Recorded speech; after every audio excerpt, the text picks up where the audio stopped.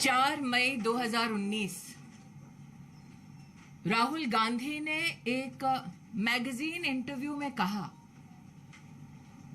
कि मोदी की ताकत उनकी इमेज है। और राहुल गांधी ने 4 मई 2019 में एक मैगजीन इंटरव्यू में ये प्रण लिया कि मैं मोदी की इमेज पे प्रहार करता रहूंगा जब तक उस इमेज को छिन्न भिन्न ना कर दूं। गांधी खानदान की नरेंद्र मोदी को यह पहली धमकी नहीं थी। गांधी खानदान ने एड़ी चोटी का जोर आजमा लिया जब वो सत्ता में थे, लेकिन न जनता का प्रेम नरेंद्र मोदी के लिए वो कम कर सके, न जनता का साथ। नरेंद्र मोदी ने स्वयं गांधी खानदान से कहा कि आप चाहे मेरा कितना भी अपमान कर ले, लेकिन राष्ट्र का अपमान ना करें। अपनी पॉलिटिकल बौखलाहट में, अपनी पॉलिटिकल फ्रस्ट्रेशन में राहुल गांधी का मोदी के प्रति विष देश के प्रति अपमान में परिवर्तित हो चुका है।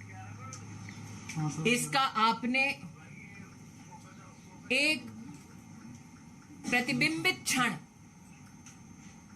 राहुल गांधी के इंग्लैंड दौरे में देखा। लेकिन नरेंद्र मोदी का अपमान करते करते पूरे ओबीसी समुदाय का अपमान करना भी राहुल गांधी ने उचित समझा। क्या यह पहली बार है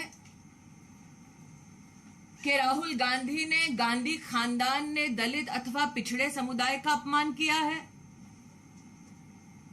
देश की मीडिया, देश की जनता इस बात की साक्षी है कि उन्होंने न सिर्फ ओबीसी समुदाय पर अभद्र टिप्पणी की है, बल्कि साथ ही जब राष्ट्र को पहली बार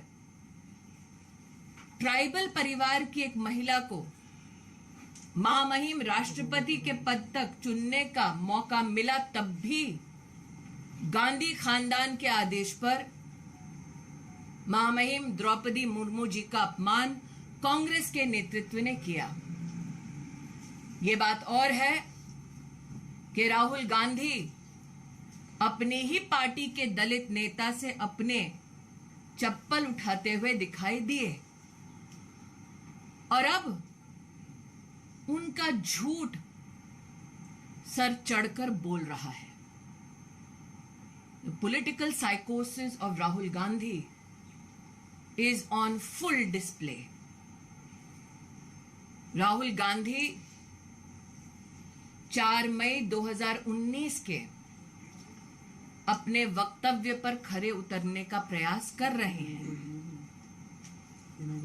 नरेंद्र मोदी की इमेज पर प्रहार करने के लिए उन्होंने विदेश में झूठ बोला, देश में झूठ बोला, देश की संसद में झूठ बोला, और संसद के अपने भाषण में जो झूठ बोला उसको पूरे देश ने सुना।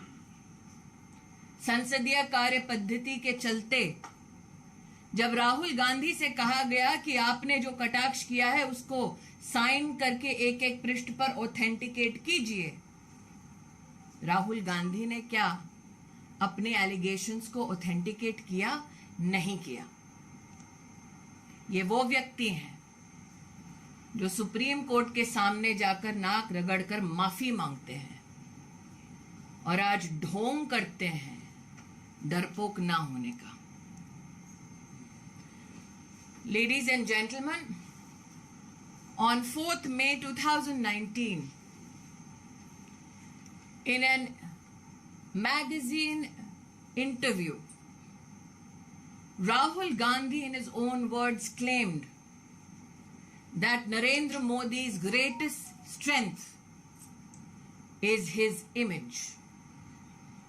Rahul Gandhi has publicly claimed that he will attack Narendra Modi and rip his image apart. This is not the first time that someone from the Gandhi family threatened Narendra Modi. If we look at the history of the UPA, by hook and by crook, the Gandhi family tried their best to ensure that their arrogant challenge of punishing Narendra Modi for his leadership capacities to deliver development is punished. But what the Gandhi Khandan could not stop was the support of the people of India for the development politics of Narendra Modi. Narendra Modi accepted this challenge with only one request, that while the Gandhi family can attack him, this attack should not translate into an attack on the nation state. But such is the political frustration of Rahul Gandhi that a promise he made to a newspaper and a magazine could not be fructified, and hence he continued with his tirade.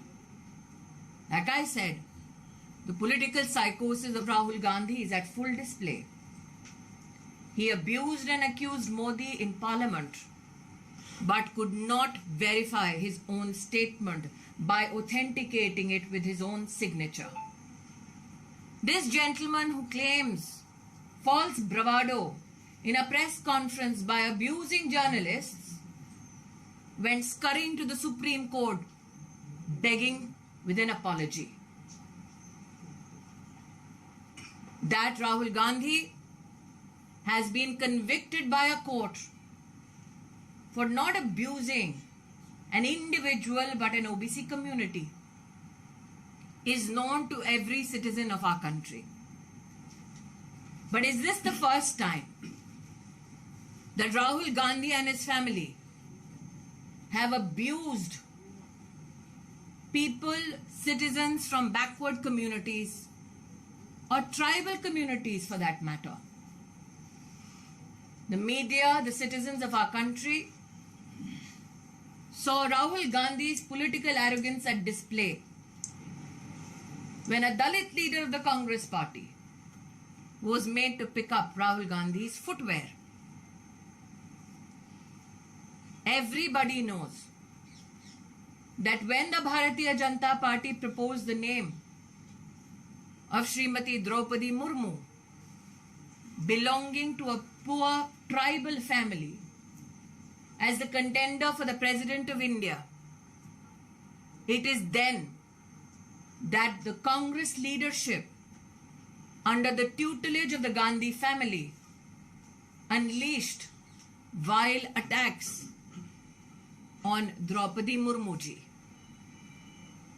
So Rahul Gandhi, your promise on the 4th of May 2019 to a magazine editor that you will rip Modi's image apart is a promise that shall remain unfulfilled. Because Narendra Modi's greatest strength is the people of India.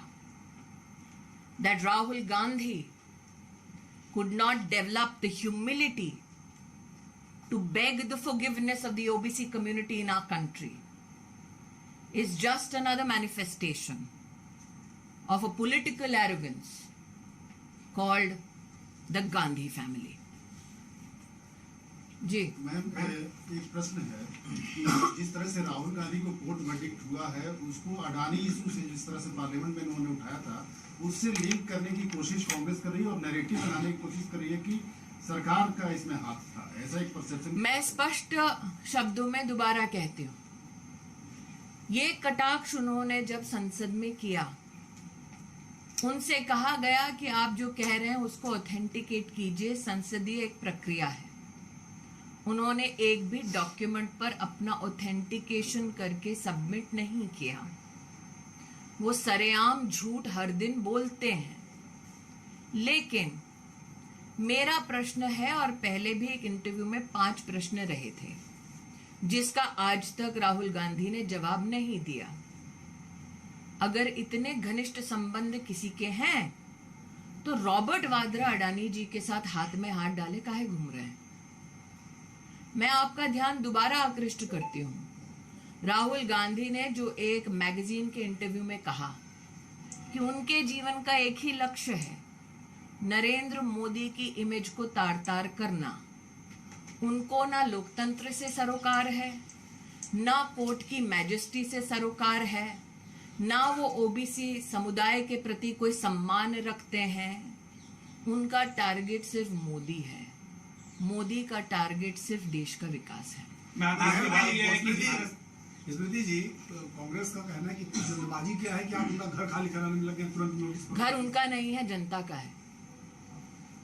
देखिए, Congress party इस बात की आदी हो चुकी है कि जैसे अमेठी में गरीब नागरिकों की जमीन हड़पा ली, वैसे ही आज देश की राजधानी में टैक्स पेयर का मकान हड़प लेंगे।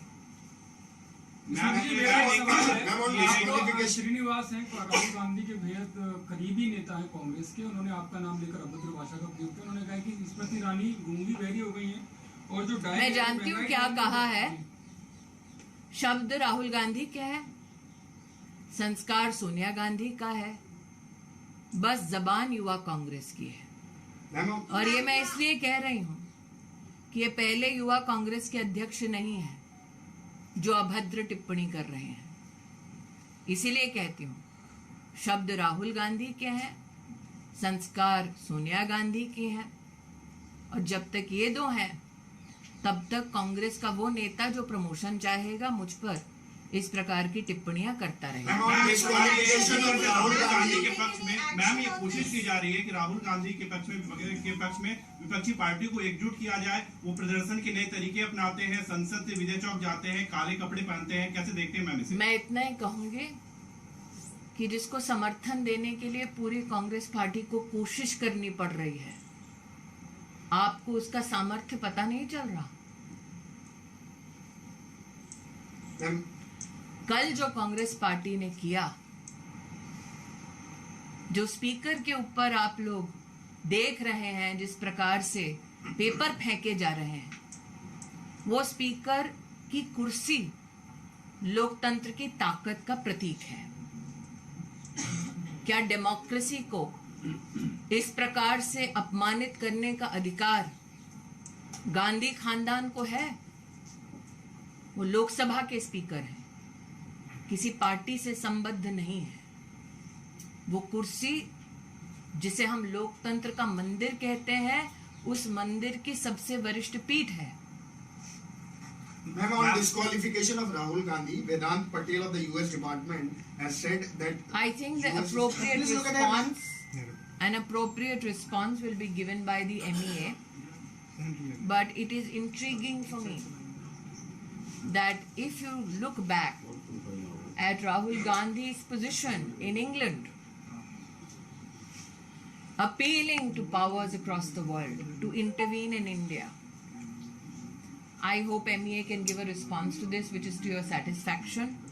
But this statement compels me to reflect on Rahul Gandhi's position, where he implored that every nation in the world should intervene in Indian democracy.